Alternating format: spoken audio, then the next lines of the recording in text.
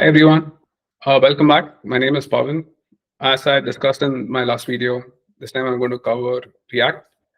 Uh, so for today's video, I'm going to discuss solution for a problem that I saw being asked in few companies, which is creating a progress bar. Uh, and they try breaking this into multiple phases, depending on how far you go ahead with the implementation. The initial ask would be to create a progress bar. The next one would be to create more progress bars on click of a button. And the third would be to try coordinating the animation sequentially. That is, don't animate as soon as you click button. Animate it only if the previous one finishes. Cool. So how do we go about this? And what are the core parts of our solution? Uh, I'm using React. We can do this with JavaScript too. And I'll try seeing if I could create a video of doing this with JavaScript, but I'll do that down the line. So what are the main components that we have? So we have progress bar, we have a button. Cool. Those are the main components I can think of. Now, in terms of state, now what all states do we have? So one would be bars. That is, how many bars do we have? For the third part, which I mentioned, we'll have to create a new state and maintain completed bars. And one more state is for the progress bar, that is transition on or not, right? So that's one more state for the progress bar. And in terms of the CSS, I'm going to use transition plus transform. A lot of solutions you would see would be using width. I would strongly recommend never to use width because when you're trying to animate by increasing or decreasing the width, you're going to cause a lot of reflows. So if you want to do a performant animations, you have to do it on a GPU. And the way to do that is using transitions and transforms with translates, so that the animation happens on the composite layer and not on the main thread, significantly helping you with your performance. So let's start with this. Let's create first our component. So we have progress bar, accepts prop. We are now going to just create the wrapper. Let's give it a name called progress bar. And let's give, we will need a child, which is going to be the bar. So let's use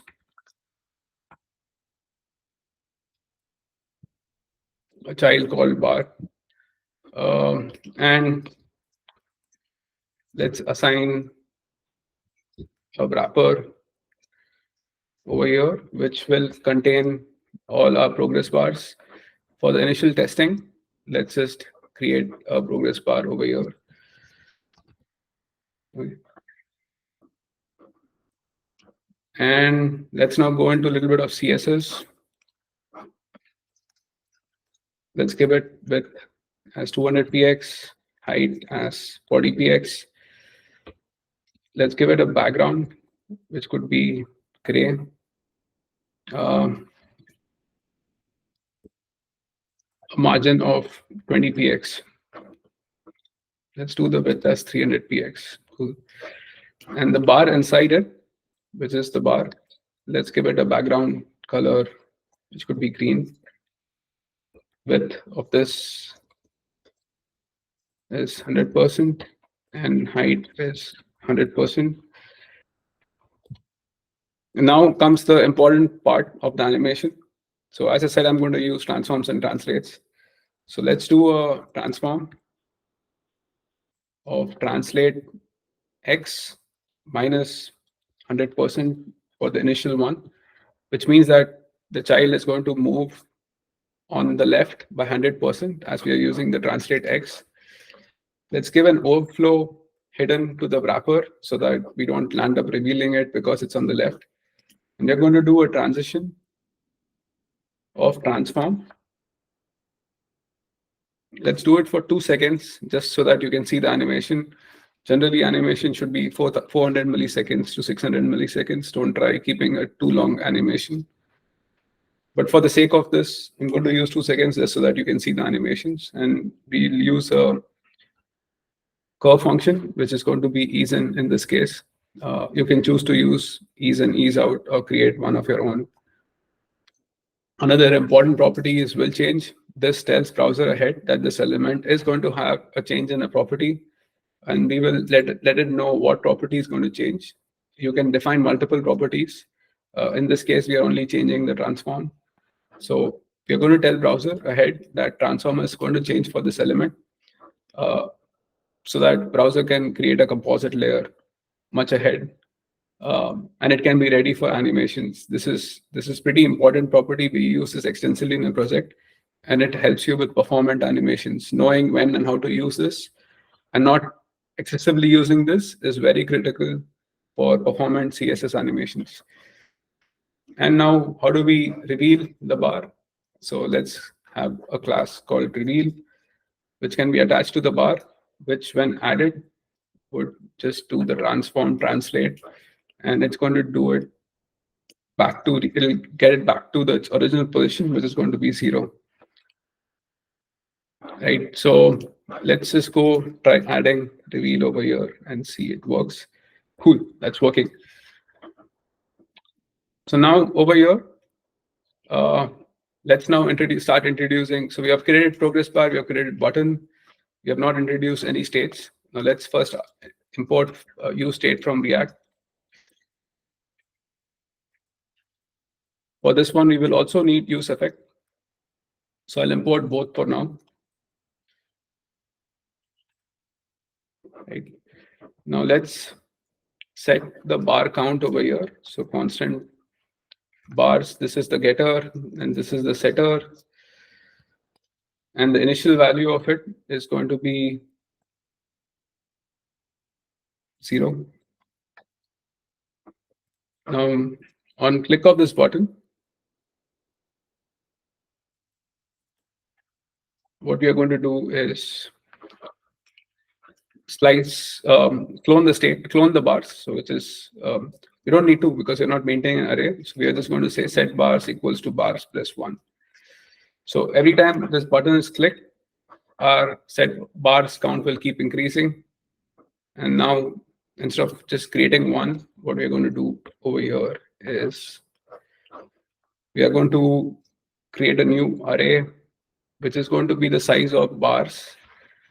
Fill it with null for now, and then map it, which would comprise of the item and the index.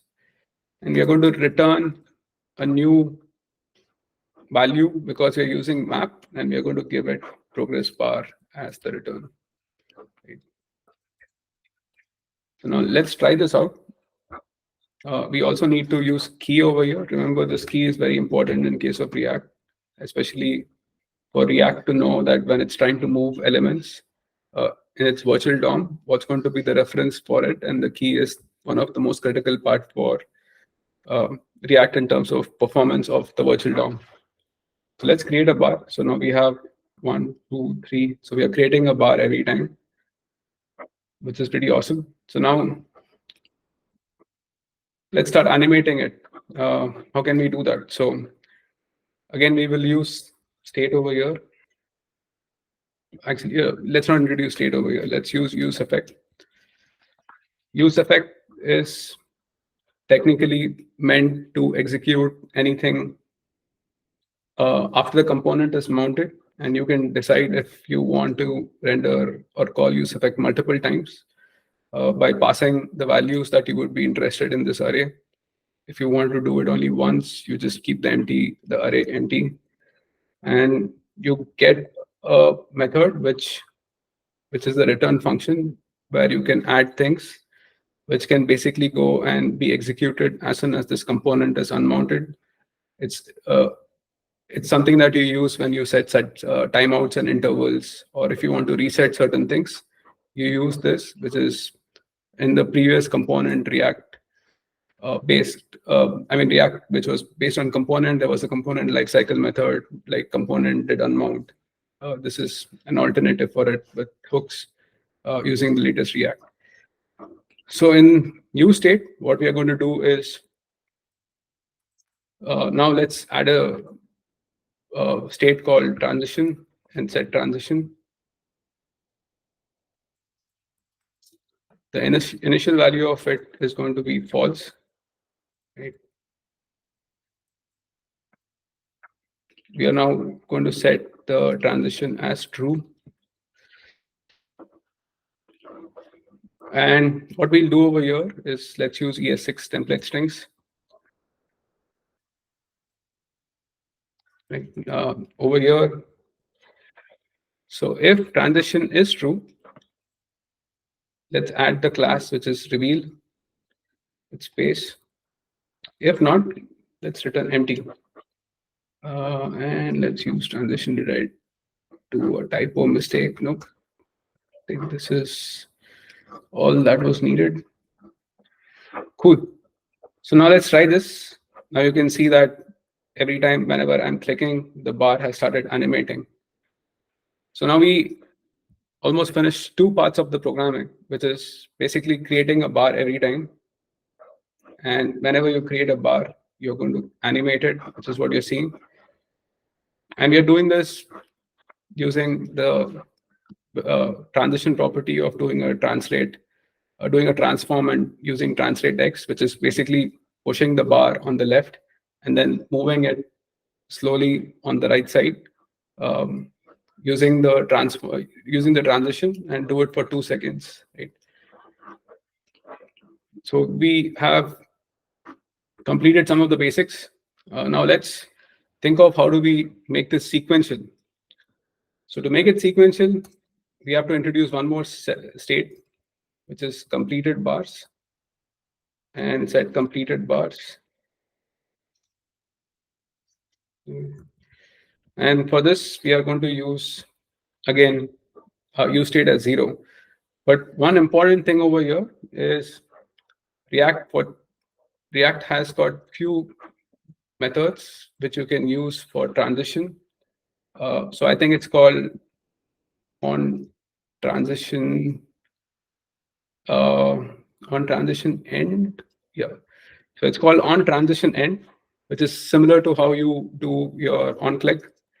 And you can hook onto this method, hook onto this event, and you can execute some code. So let's just do a console log for the sake of my testing, whether this executes or not.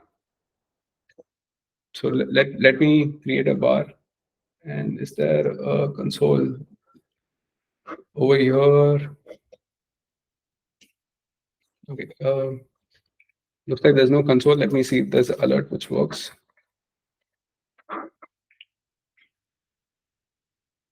Cool, I got alert. So that means it's working, and we have the on transition end being called. So now let's call transition end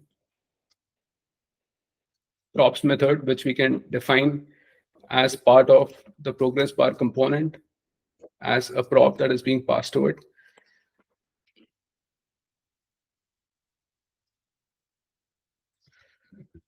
And what I want from this is, so what we are going to do now is we don't need any parameters being passed to it. I think we are good over here with parameters being passed to it. What we will do is we will say that on transition end, now set completed bars equals to completed bars plus 1. So we are only going to increment the completed bars only once the animation completes. If the animation has not yet completed, we are not going to increment it, which means that the bars and the completed bars are going to be out of sync till the animation completes and all of them are finished. That's when the bars will actually be equal to completed bars. Now, in this, we would also, let's also introduce one more prop over here, which is if props animate. If it says don't animate, then you're not going to do any transition. Let's just return false. And we are going to add this to the progress bar over here. So if this is false, you're not going to animate anything. So let's try it out. Besides a function, so you cannot return a false. Yeah, this is an important thing. You cannot return anything in use state. You're just going to return. Don't try returning a false. That was my mistake. So now you can see over here that we are adding it, but it's not going to animate because we have set animate as true. But now I'm going to try setting it as true, and the animation will start. Now this is going to be your key for your sequential programming over here, like sequential progress loading.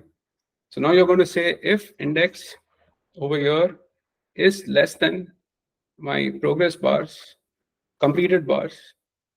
So it's either less than or equal to completed bars, then only animate. Otherwise, don't animate. So now let's try this. I created 5 bars and I didn't see that the other bars are animating, which is what I wanted, but looks like it didn't work as I expected because it didn't go and reset it again. So let's see what could be wrong. I think it should be less than. No, let's go back over here. Okay. So this seems to work, but I created my next one. It didn't sequentially start the animation. And what could be the reason for animations not to start? So we set the completed bars, and the completed bars is, so on the transition end, we are setting the completed bars, and we are saying the completed bars is greater than 1, which is what is going to happen over here, and the index is going to be less than completed bars. So why didn't it animate?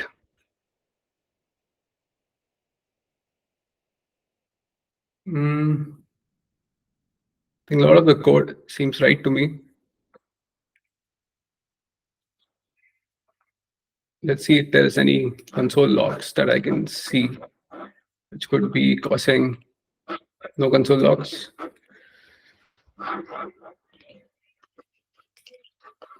Is this, so it's if the index, which is what we're getting over here, if it's less than or equal to completed bars, then animate, else do not animate, which is what our logic is supposed to be, and it's going to send the value as true. Oh, I understood. Because the component has got created, we need to also let useEffect know that it has to go and call itself every time whenever props.animate changes. This is an important thing because otherwise the useEffect is not going to be called the second time. It's going to be only called once. So now we are telling useEffect that every time props.animate changes, please go and re-execute your code and go and do what is necessary inside it. So let's try it out. So now you can see it is working, and I'm creating multiple bars. And every time I'm creating a bar, it is sequentially going and animating. And you can pretty much tweak this code not to do that by just keeping this animate as true every time. And now what you would see is like I keep creating the bars, multiple of them, keep animating. Cool. So that was most of it. Few important things over here. Use the right properties for animation. Do not use with. Second thing is understand the use of useEffect and how you can execute useEffect by calling it every time whenever a prop or a value is changing. And the second part is understand your states. You don't need to create an array and try keeping a track of elements in the array on which progress bar is animating. You can just keep a count track. I think that was all of it. Thank you, folks. Please comment on the video in case if you have any questions. I'll stop recording.